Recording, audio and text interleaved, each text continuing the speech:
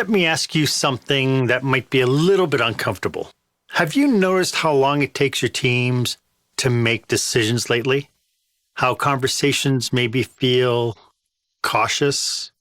How collaboration feels like it's forced instead of natural? This is not a strategy problem. It's not a motivation problem.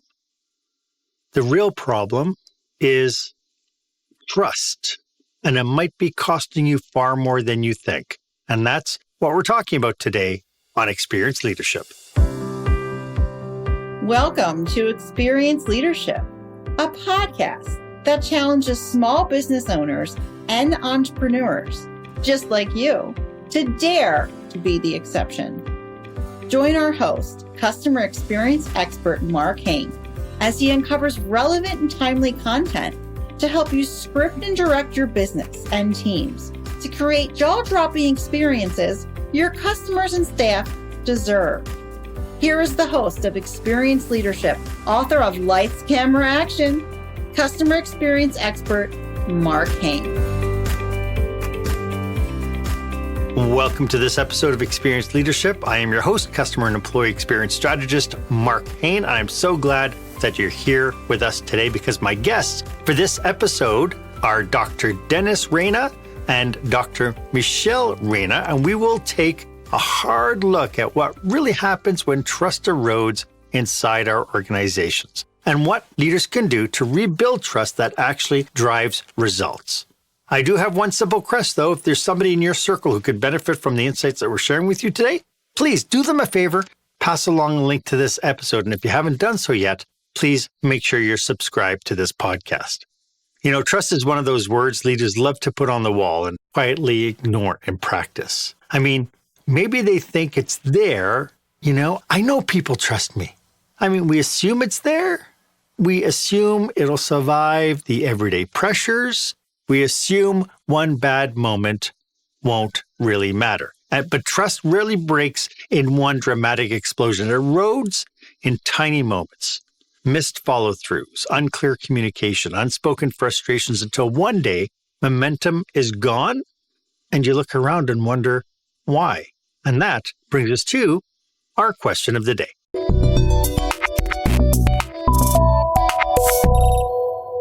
If trust inside your organization were measured today, would the results accelerate performance or quietly explain why things feel harder than they should? As I mentioned, I'd love for you to share your experiences. Go ahead and share this episode on your favorite social media platform, hashtag it Experience Leadership, and put your comments down. I'd love for you to be part of this conversation. As I mentioned today, my guests today are two people who have devoted their lives to understanding one of the most misunderstood forces in leadership and business. Dr. Dennis Reina and Dr. Michelle Reina are internationally recognized pioneers in organizational trust. They're best-selling authors of Trust and Betrayal in the Workplace and the co-founders of Reina Trust Building. Their work has helped leaders in Fortune 500 companies, government agencies, gosh knows, we know need trust there. Healthcare systems also need trust there, and nonprofits around the world to help them understand how trust is built, sustained, measured, and repaired when it is broken. But this isn't just academic for them. Trust is personal, it's professional, it's their life's work. And with their upcoming book, The Art of Trust Building, they continue to turn trust from a vague ideal into practical leadership skills. Dennis and Michelle, welcome. It's so great to have you. It's great to be here, Marc. Thank you so much for having us. Thank you, Marc. Maybe we could start off a little bit about, let's dive a little bit deeper into what you do, who your clients are, and how do you serve them? We work with organizations all over the world, big and small, and essentially help them transform their cultures by building high trust relationships. And so when you have these clients, I mean, at what point does a client turn to you and call you up and say, I think trust sucks. Can you please help me? Or are there indicators that say that they need help? Because I have a sneaking suspicion it's not the former. You know, some of your opening comments were right on cue. You know, some of the most common things we hear leaders talk with us about is, why is collaboration suffering? You know, people working within silos rather than across silos. Why change initiatives are stalling out. Why people are having a hard time making decisions. things are getting bogged down, taking a long time rather than talking with one another. People are talking around one another. Often some of the indicators are engagement. You asked a question about, well, if you could measure trust, what would happen? Well, often people are looking at the quality of trust through things like engagement scores or retention analysis. So when engagement scores are stalling out or declining, there are trust indicators all the way around that, because when trust is high, people are engaging. So at the end of the day, when leaders are calling us, they're trying to understand why people are doing their second best rather than their best, and why teams are not firing on all cylinders, and why growth isn't happening at the magnitude in which the executive leadership needs it to happen. And change. Change is so pervasive right now, and organizations are asking people to step into the unknown, to manage ambiguity, and to embrace the kind of uncertainty that comes in the lay of the land that we are all living in. So those are some of the scenarios that leaders are calling in and turning to us for. Yeah. And also there's the teams are reluctant to collaborate. Teams are, instead of jumping in with 2 feet, they're questioning and doubting and do they really mean this, or are they for real, or are they just giving us another political line or spiel? And so trust, when teams are based upon a foundation of trust, they jump in, they collaborate, they don't hesitate, they don't second guess, they don't gossip about one another. They're fully committed, they deliver on time every time. So what are leaders misunderstanding about trust right now? So what's the pervasive kind of mindset when trust is low and they're just shrugging, going, I don't know what's wrong? I think you said something at the opening that was rather brilliant. You commented, Mark, we have trust and here's a sign on the wall, so to speak. And that really caught Dennis's and my attention, because so often leaders espouse trust as a value. They espouse trust as something that they believe in. It may be in their mission statement, their vision statement. It may be held as a leadership competency, but talking about it and posting it is not what earns it. What earns it, the only thing that earns it, is how we show up and behave. And there are 3 dimensions, Mark. There are 3 dimensions of trust that we have found over our 35 years of research and writing and speaking and consulting in this field. There's trust of character. We basically do what we say we do. We deliver as promised, and we're consistent in our behavior, and our expectations are in line and understood. Then there's trust of communication. We openly and honestly communicate with one another. We speak transparently with one another, and we tell the truth. And if we can't, we admit mistakes. We don't just try to hide or cover them up. We fess up and we take responsibility. And then there's trust of capability. We acknowledge and leverage the skills of one another in service to our clients and our customers. Those 3 at a high level are the dimensions that we have found that contribute to building trust each and every day. Yeah. And there are different behaviors under each dimension. And there is a solution, Mark, to the very challenge we just talked about. Because when a leader takes trust and posts it on the wall as something that's really important to them, it generally is. It is. Leaders don't espouse the importance of it if they don't believe in it. The challenge is that often leaders misunderstand how to actually live that, how to take it off the wall and put it into motion. So the 3 dimensions Dennis just talked about and the behaviors is what helps them back that up. They can talk about it, but help them back that up in action, in words. And in our new book right over here, The Art of Trust Building that you mentioned in the intro, we actually go into, and with each dimension, there's a chapter on each dimension, and we lay it out. We take the concept and put it into practice. We take the abstract and give people actionable behaviors that build trust and rebuild trust when it's been tarnished, eroded, or broken. And this book helps people in their everyday lives. It's not just a feel-good topic. It helps them from a practical, actionable standpoint. To roll it back, I really want to get into the 3 C's and kind of what people can do to kind of reignite the 3 C's. But I think that for some reason, there's kind of a perception about trust, or there are myths about trust. Are there any myths about trust that we need to bust today before we kind of dig a little bit deeper in giving people the tools? What's mindset looking like? What are the things people are saying as far as the myths that they believe is the really great way to be able to fire, quote unquote, trust? There's a few things that came to my mind. I think one myth is that people have a tendency to wait for leaders to take the first step. And yes, leaders do need to role model. They do. But yet trust begins with each and every one of us. Trust is not singularly a leadership responsibility. It's really everybody's responsibility. And everybody can learn how to bring themselves to relationships in trustworthy ways. It's the language and the actions that people need to be supported to learn and discover. So trust beginning with me, trust beginning with us breaks a myth that we really can't take a step in building a culture of trust. We got to wait and see what our leader does.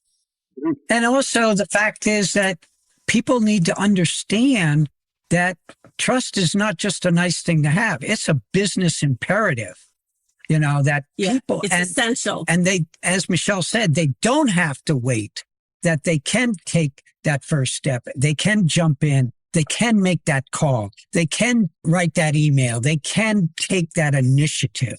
That brings us to another key myth is that trust is nebulous, that it is, esoteric, that it's not measurable. Those are two very, very common myths. I'm talking about two in parallel process. Yes, trust may be held esoterically as a value and a belief, but it actually is something that is built through behavior. It can be very concrete and actionable. The other myth is that it's not measurable, and trust actually is measurable. We've been measuring it for over 30 years. In fact, what we find is that measuring, assessing trust is extremely valuable because it gives everybody a starting point. Everybody needs to know where trust stands now. So actually in the new book, Mark, we include in the book a link to an individual trust assessment. We have learned through our years working with teams and leaders and organizations how valuable that baseline assessment is. So this is a companion to the book to give everybody a starting point because it's too important to leave to guesswork. It's too important to leave to blind assumption. And taking a self-assessment is not about judging or criticizing. It's about helping us to take stock. How am I doing? How am I showing up? Because the vast majority of behavior that causes trust to break down is unintentional. We don't realize it. So Dennis and I, our team, were actually really excited to create this assessment to be a companion with this book, because right now we live in a time and a space in the world where trust is needed more than ever. And it is the most vulnerable than it has ever been. So, the intention here is to help us all have a place to go to strengthen trust in our relationships. And it's not just a rinky-dink quiz. I mean, this is a statistically valid and reliable assessment, okay? And what people actually get, and they're actually very surprised, is they get a very robust 11-page report that fully analyzes where they stand on those 3 dimensions we mentioned: trust of character, trust of communication, and trust of capability, and map out the developmental plan. And there's a page on each of coaching tips. And these are very robust coaching tips. They're not just little quiz responses. They are actionable and behavioral. Can you tell we're excited about it, Mark? I love when people are nerding out on what they're passionate about. Very excited about it. When is your book coming out? January 13th. January 13th, 2026, in case somebody's watching this February. And so the worksheets, are the worksheets available right now on your website, or do you have to wait until the book is released? Well, you know what? The assessment travels with the book. Perfect. So when people purchase the book, but you've got a really cool listening audience. So as people are listening to this conversation we're having with you, and they're so excited about this assessment, they'd really love to get it sooner than later. Send them our way, and we'd be delighted to provide them with the link. I love Absolutely. that. It'd be our pleasure. And people can also have the link right now. I mean, the link is available, for example, on Amazon.com, The Art of Trust Building. I'll move my head here. I love that. Okay, so when we come back, I'd like to dig a little bit deeper into those 3 dimensions of trust that you mentioned earlier, because I think once we get clarity over that, I think solutions become a little bit more self-evident, don't they? Yeah. So we'll get to that right after this. When the spotlight shines on your business, are customers applauding or yawning? In other words, how is your business performing? Make your business a star with the new book, Lights, Camera, Action, Business Operational Excellence Through the Lens of Live Theater by Marc Haine. Marc uses his business and acting experience to help you see your business like a live show, so you can create a performance your customers will never forget. Buy Lights, Camera, Action today at your favorite online retailer or directly at marchaine.com. Welcome back. I am speaking with Dr. Dennis Reina and Dr. Michelle Reina. And I love the fact that you have this book out. It is definitely something to look into, because I think part of the challenge with trust is people have perceptions of trust. And so I love the fact that you've defined now these 3 dimensions of character, communication, and capability. So could we dig a little bit deeper into each one of those? You gave a very quick summary, but because I think most people will say, oh no, I have a very strong character. I'm a strong character. I have a very grounded character, and they kind of evaluate that. When we talk about character within the confines of trust, what specifically are you looking for? Well, first of all, there are 6 behaviors that contribute to building trust of character. There's, first of all, manage expectations. Do we, in fact, deliver those expectations, and are they understood on the other side? It's one thing to talk about and to deliver. It's another thing to have the understanding. And are we on the same page with one another? The second behavior is establishing boundaries. How well do we manage those parameters? Okay, whether it be job descriptions, whether it be role, clarifications, whether it be project, requirements, et cetera, et cetera. How well are those managed? Are there check-ins periodically? Are there, regular meetings, et cetera, et cetera? Then the third behavior is, how well do we delegate? Delegating appropriately. Do we give people not only the responsibility, but also the authority and the resources to do the jobs we expect them to do?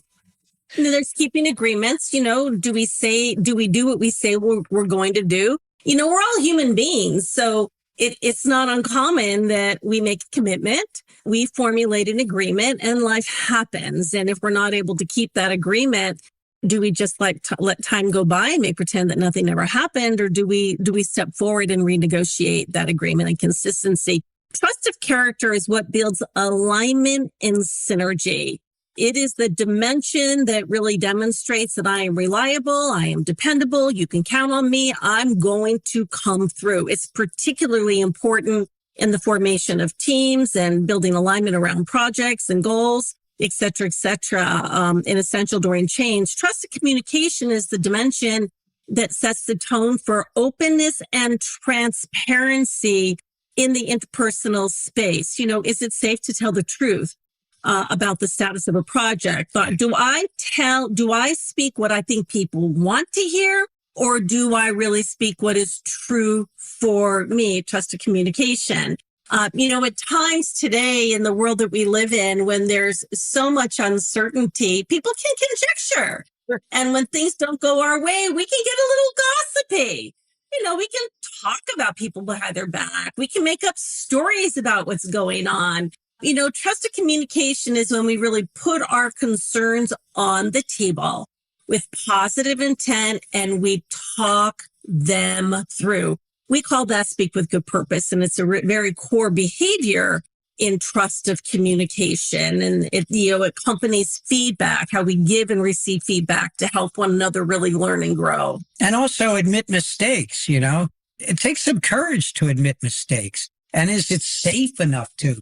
Are we going to get, cut off at the knees, or is it a safe enough culture and environment to say, hey, I blew that one. I take responsibility for that, but it won't happen again, or whatever. And really own up to and live up to the responsibility of taking that. To learn from it. And to learn from it and to grow from it. Small businesses and entrepreneurialism is all about taking chances. Right. Taking risks, try something new. Every now and again, an entrepreneur or a team might be going all the way to the mat. It's interesting that you say that, because that's how the startups first get going, right? It's all about risk taking. It's trying things they've never done before. It's testing, it's trying. But then when the business is established and people are looking at their financials and their cost benefit analysis, and they're looking at profit and loss, all of a sudden now they seem to fall into kind of status quo thinking, where it's like, no, we're just going to keep doing what we're doing because we know we're getting revenue. And they become afraid that they might try something and lose people along the way. Is that fair? When the status quo takes over, the lowest common denominator becomes the norm. Right. And people are withholding and playing it safe. And as a result, the richness of their skills and capabilities actually are dramatically underutilized. And compromised. And that entrepreneur or that owner of that small business, what they're getting is a bunch of people that are just simply going through the motions. Yeah. And then they get frustrated years down going, I don't know why nobody's taking initiative. I don't know why nobody's trying anything. I don't know why our competition is jumping and leapfrogging right over us. And we tend to then, I love the whole blame game thing, right? I love that quote about when you blame something, when you're pointing fingers at something, you're pointing one finger this way and three fingers at yourself. Well, that's a common tendency because, when these behaviors are not practiced consistently, Mark, actually trust breaks down. Sure. Yes. So trust can be built and trust can be broken, and the truth of the matter is it is a lot faster and easier to break it than it is to build it. Yes. Right. So this key facet of, we don't want trust for today. We need trust for today and tomorrow. Right. Entrepreneurs and small businesses, oh my goodness, those relationships are so sacred. And when you think about people working together in a small business, it's family. They're in each other's lives. I mean, that's really very sacred space. And it takes time, in those small businesses. People really get to know that business on the inside out. So, the entrepreneurs can't afford to lose trust, but they do need to learn the vulnerability of it so they can protect it and sustain it and help to rebuild it, which really brings us to that third dimension of trusted capability.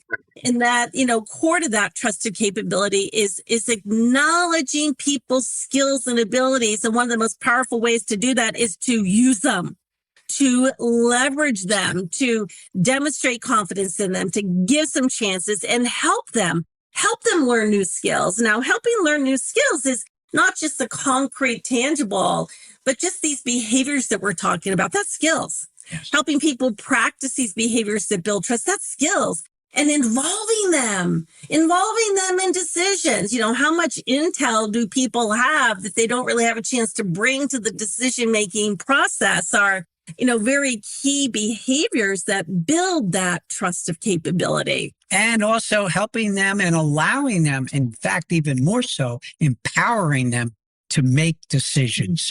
You learn so much. Yes, you learn from your mistakes. You learn from both the good things, but I think you also learn from the mistakes that were made that didn't quite work out, didn't quite pan out as we had hoped or had planned. And those are learning lessons. And I mean, we know that over the last 3.5 decades, we've learned through our mistakes big time, for sure. And I think those are the most powerful. So you have trust of character, you have trust of communication, trust of capability. Where does capacity fit into the mix? I mean, we can have the capability for trust, but between the various kind of daily crises that we face, where I dare say most trust is eroded when we're in crisis, we also need to have Yeah. the capacity for trust. No? Where does that fit in?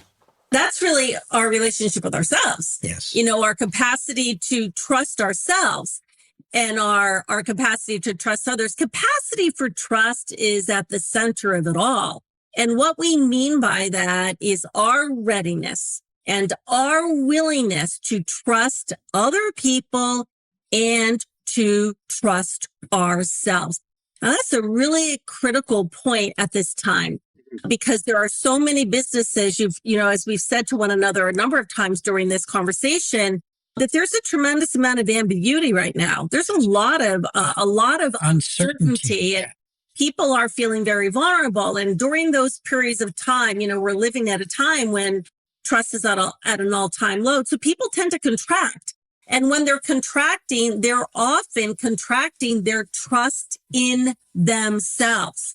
They may be questioning, can I hang in here? Can I do this? Can I really do this? Do I have what it takes?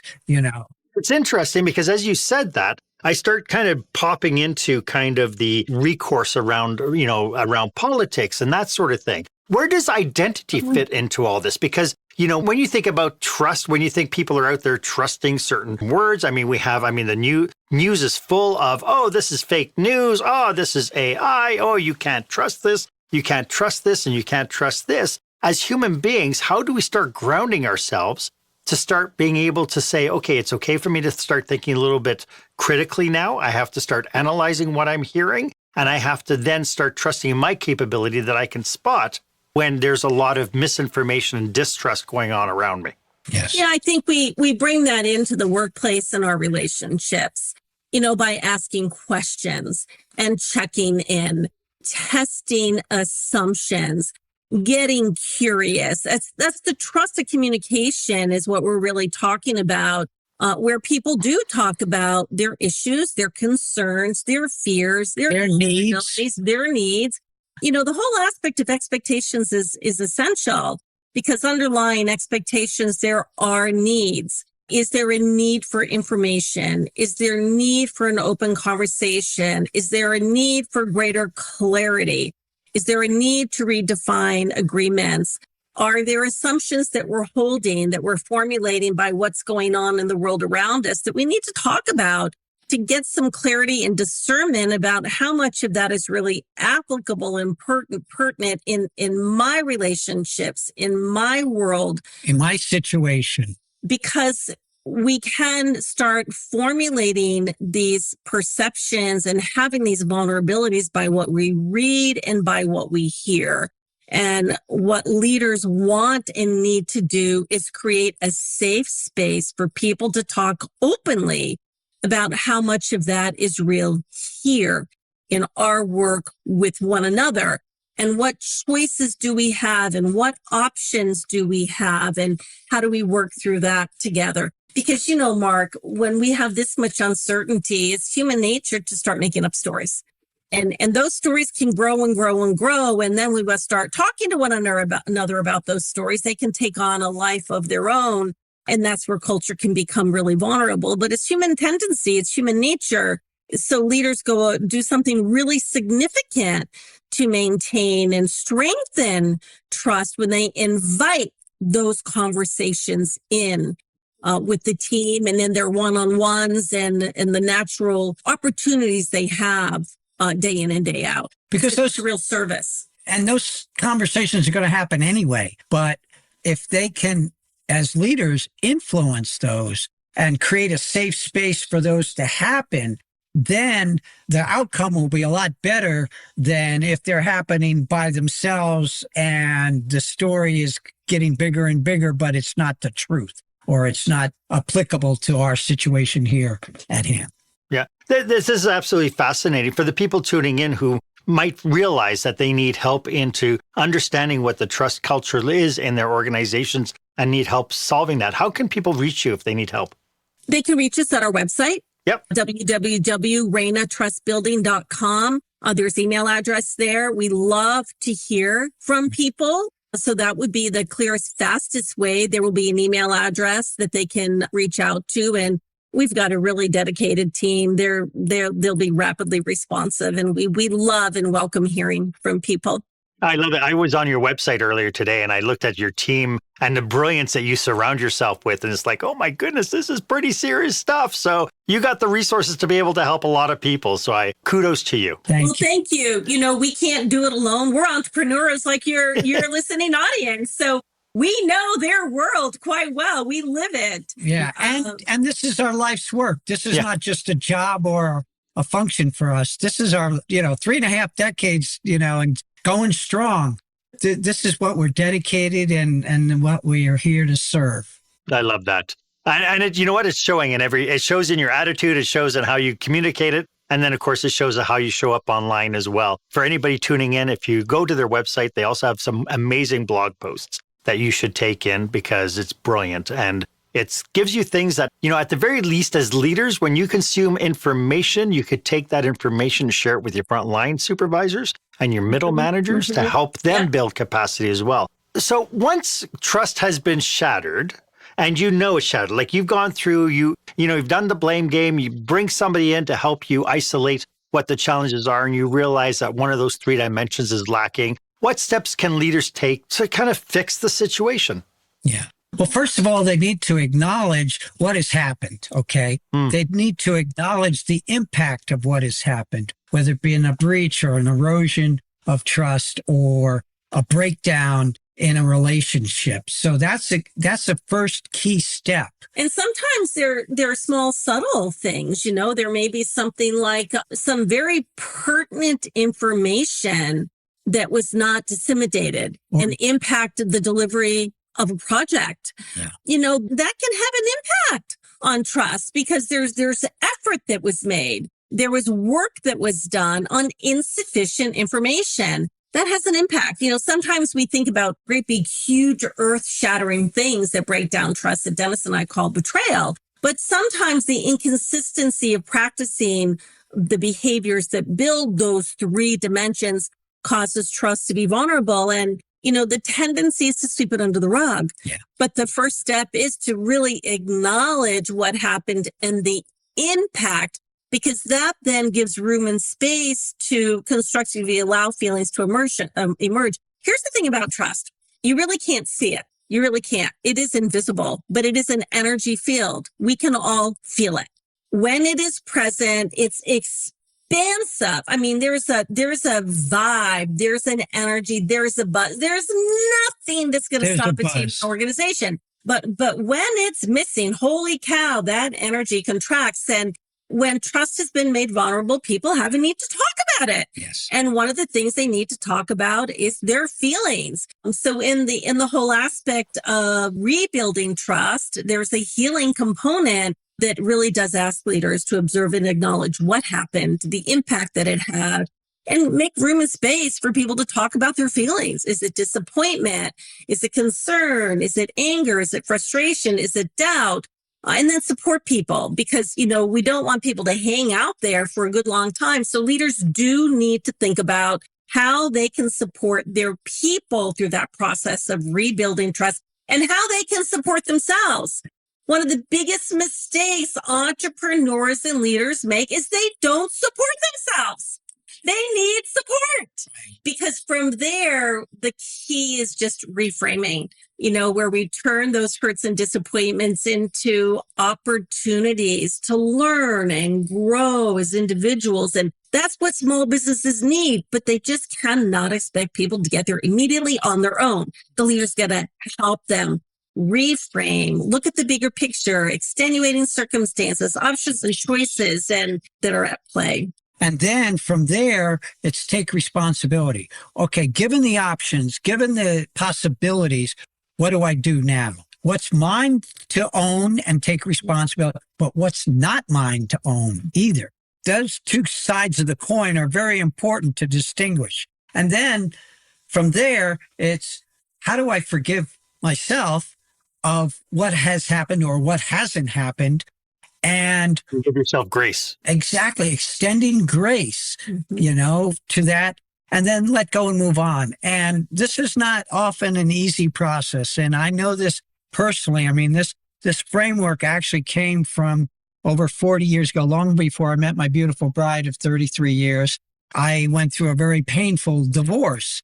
And I went through this process, and it was about learning how to, first observe and acknowledge what happened, allowing my feelings to surface, getting the support, whether it be coaching, counseling, men's groups, et cetera, talking with trusted colleagues and friends. And then, okay, seeing the options, all right, reframing the experience. What were the choices I did have?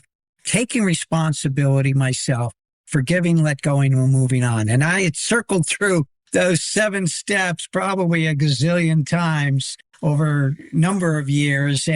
But what we also found is it works for small businesses. It works for leaders. It works for teams and organizations. It's shifting that blame game. Excuse me, Dennis. Yes. A little bit ago, Mark, you were talking in a very animated way about the blame game. Yeah. Well, when there's a blame game, there is abdication of responsibility, and underlying all of it is trust. So is a breakdown of trust. So there may have been some things that have occurred that were outside of team members' experiences. I mean, outside of their control, rather. We don't always have control on decisions that are made around us and decisions that are executed. We don't. But at the end of the day, we all have control over how we respond. We do. And that's the key aspect about the process of healing and renewal. When a leader takes responsibility to support their people, observe and acknowledge what happened, the impact, just full stop. Open, honest conversation and giving space for people to talk about, what their concerns are, what their worries are. That earns them the privilege to really help their people now turn a corner, because nobody wants to live in the pain and the suffering that comes in this, because when we're in a blame game, it doesn't feel good to anybody. It's exhausting to be living in this space of doom and gloom and everything is bad. So when we shift into reframing, we're actually moving into life. We're actually moving into connection with people. It takes a lot of courage to sit back and say, okay, what is mine to own? How long do I want to be on this pity pot? How many people do I want to blame? How does that help me? And when I get in my car and go home at the end of the day and walk in the door, what am I bringing with me? How much fun is it to sit down and have dinner with me that night? And do the people sitting there at the table want me back tomorrow night? And do I kick the dog, and the cat or what? Don't kick the dog. You're not allowed to kick the dog. It's interesting. As you're saying that, 2 words kept popping into my head. And that is intentionality and humility. As leaders, yes, we need the humility to not be this grandiose kind of lead from the corner office. We need humility. We need that humility to say, it's okay for me to be vulnerable and to admit fault. We also need the intentionality that even when things are really, really tough, we need to be able to fall back to our core value. Am I on the right track? Yeah, I mean, the humility, it takes, this is courageous. Mm-hmm. It's a very rich dialogue. And the truth of the matter is it takes a lot of courage to live this. Right. And so. And to be vulnerable. A leader gains that humility through their own process of self-discovery, compassion. This requires quite a bit of introspection, and a leader's got to get out of their head and do the internal work within themselves. And that is a very intentional practice, very, very intentional. And it's through that, Mark, that leaders show up as real people, because at the end of the day, they're human like all of us. We're all a works in progress. We're all going to trip up. I mean, Dennis and I experience that ourselves. I mean, we write these books. We have to live this work as well. And we don't just write the books. Either. Right. We don't just write the books. We're called, when you write a book about trust, you're held to a higher standard anyway. Right. And this is our 5th book on the topic. So yeah, because we understand. People remind you wrote the book on trust. You better live up to it. So we do a fair degree of giving ourselves permission to be human as well. But the thing of it is that when leaders do give themselves permission to be human and they express that humility, oh my gosh, they make it safe for everybody else to do so as well. They're more relatable. Yeah. People want to connect. They want to get to know them. And they set the stage. It's magic. Yeah. It's just magic that can happen. Well, and the true test, if anybody's ever watched like shows like Undercover Boss right? The whole realization, like both on the top end as well as on the front end of a business, like there's so many different epiphanies that happen when we actually break down those barriers. When we come back, I'd like to talk a little bit about some cautionaries and pitfalls. My fear is that there are some leaders out there who get a snippet of some information and they turn around and they go, you know what, now I have to work on this. So the next 30 days, and it becomes the policy or the strategy of the month. So when we come back, I'd like to talk about some cautionaries and pitfalls as we try to repair our culture to be more trustworthy. And we'll get to that right after this. Attention, meeting and event planners. Is your company or association planning a live or virtual conference, seminar, staff retreat? Are you looking for a fresh, energetic perspective on what it takes to put on a jaw-dropping experience for your customers or staff? Book customer experience expert Marc Haine for your next group event. Past participants have said, Marc kept us in stitches while teaching us how important and powerful actually designing our customer experience can be. Read more testimonials and find out how Marc can serve you and your group at marchaine.com. That's marchaine.com.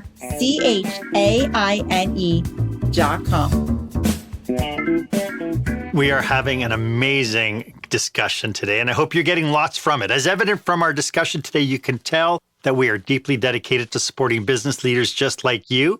So if you're in the midst of something like planning a leadership retreat or an industry conference, and you're looking for amazing content, or you're needing some expert guidance, we're just a message away. Feel free to reach out to us for a conversation about your unique challenges or to discuss how we can collaborate, maybe to help you achieve your goals. Reach out to us. Our contact information is in the show notes. I get a sense, Michelle and Dennis, that in order to build this trust, we need daily behaviors. What daily behaviors matters most when we're thinking about strengthening our trust over a long period of time? Well, one of the things is making sure that your expectations are clear, okay, versus vague and not so clear. Do you map out and do you spell out clearly what you need from people, what you expect of people with timelines and check-ins? And I think those check-ins are very, very important, those periodic check-ins. And do they have you what they need? Do they have the clarity of what they can expect from you and the resources? I love this question that you're asking. You know, it is not a quick fix. Trust building is not to fix somebody. It does require embracing this as an approach to life. So we talked a little bit about the break about intentions, getting really clear in the intentions. We really hope people take the self-assessment so they have a really clear starting point. But the expectations, why Dennis has talked about that a few times during our call, is underlying expectations are needs. And when needs are not met, things go sideways. So we really encourage leaders to do their inner work. Consider how they want people to experience them, how they want to bring themselves to relationships. Get very clear on those intentions. We can't all focus on 3 dimensions and 16 behaviors at one time. Oh my goodness gracious. But we can hone in on the 1 or 2 that we feel are most essential. And when we do, we raise the bar all the way around because, it's all about connecting. Every single person has a need to be trusted and to trust others. And what people want in organizations and in life is to be in relationship and connected with other people on a human level and to be safe to be human. And when leaders create that, oh my gosh, they open the door for health and vitality to their people in every facet of their lives. Also, another key point is, do we deliver as promised? Do we deliver on our commitments? Do we deliver? And if we can't, do we renegotiate at the earliest, lowest level? I can't make that meeting at, or do we just blow it off? Yeah, no excuses. How reliable and dependable are we? Does our word count? Is extraordinary. And is it really safe? Can somebody come and talk to me about anything? If they miss the mark, Is it okay that they talk to me about it? And also helping people learn new skills. Mm-hmm. I think that's a really key thing. If particularly in this day and age, employees aren't there just for the paycheck.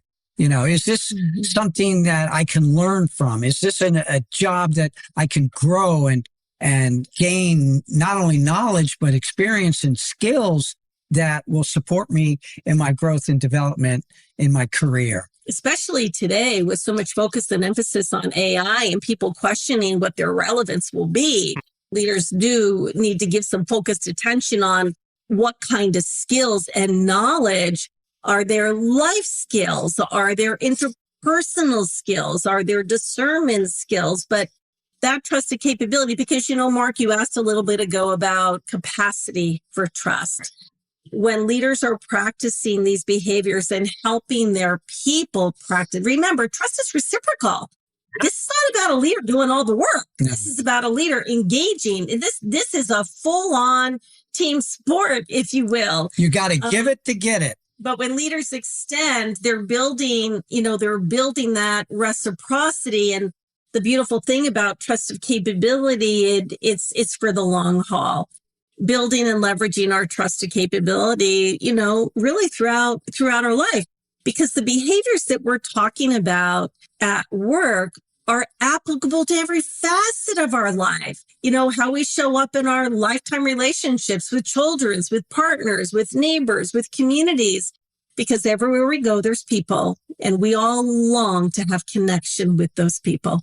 I like that you mentioned about starting with the internal self first, starting with you self, because I do think that, when we're talking about cautionaries and pitfalls, I do think that a lot of times it'll be, when it comes down even to respect. I've heard bosses say, my staff they have to respect me, right? And I think trust falls into that as well, that they'll turn around and they're not working on the internal part of themselves. So would one of the cautionaries be that we cannot be looking outside at our teams and at our departments saying that they have to become more trustworthy? We have to start with ourselves first? Yeah, we've got to be willing to look at ourselves and bring forward the very thing we want in other people. If we're sitting back and waiting for others, we're really abdicating the responsibility, Right. Because trust actually begins with each and every one of us. Trust begins with me. I want it. Are there any other cautionaries that you think we should make people aware of before they decide that they need help and that they have to start developing their level of trustworthiness and their internal trust? I think the cautionary is to not underestimate, to understand that the kind of dynamics that we've been talking about are just at play. It comes with the, just the facet of being a human being. So we would encourage leaders to not view building trust as a problem they need to fix, Right. but as of an environment that they want to create, and the intentionality in fostering these high trust relationships and helping their people to foster high trust relationships, and embracing it as an approach to how they are in relationships and as approach to how they run their business, because the behaviors that build trust are the very behaviors that produce results. What trust is going to do is just accelerate. That's what it's going to do. It's going to accelerate growth.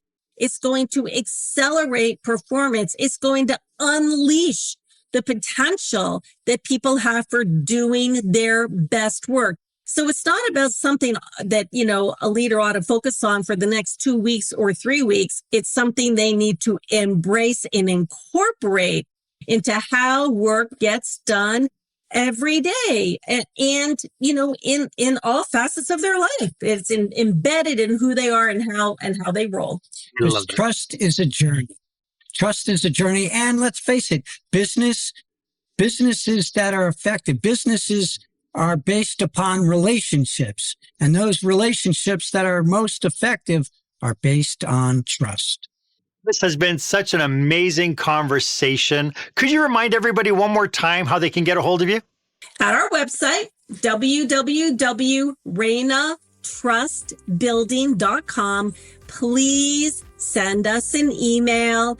We love hearing from people, and we will be very responsive. And we'd love people to send an email and say, hey, we really want to take that self-assessment. We're on board. We really want to take it. Please let us know, and we'll make sure they get it. And you can also order the book right now on Amazon.com. Absolutely.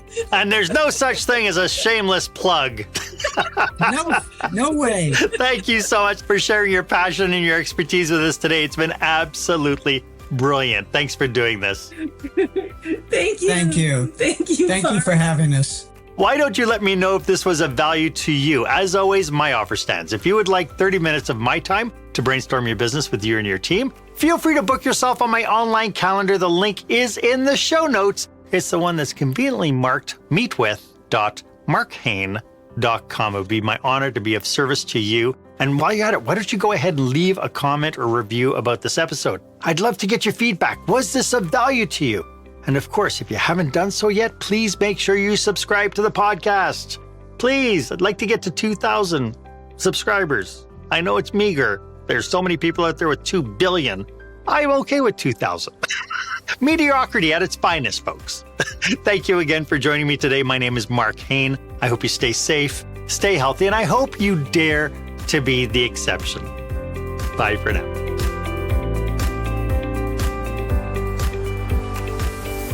Thank you for joining us this week on Experience Leadership. Make sure you visit marchaine.com for a full directory of available episodes. While you're at it, if you found today's content valuable, please share it and tell your friends about the show. As Marc says, knowledge is power, but only if you share it. Be sure to tune in each week for the newest episode. Please stay safe, stay healthy, and dare to be the exception.